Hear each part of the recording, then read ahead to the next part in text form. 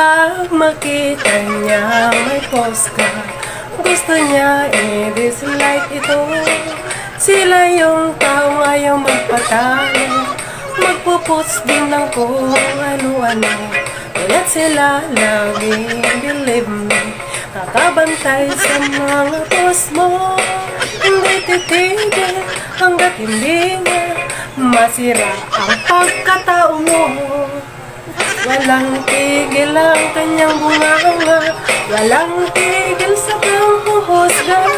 Itigan mo ang kanyang mukha, mas kalait-lait pa. Pag sumikat lalo mayara, yan mo lang sila. Patuloy lang sa paggawa, manigas sila.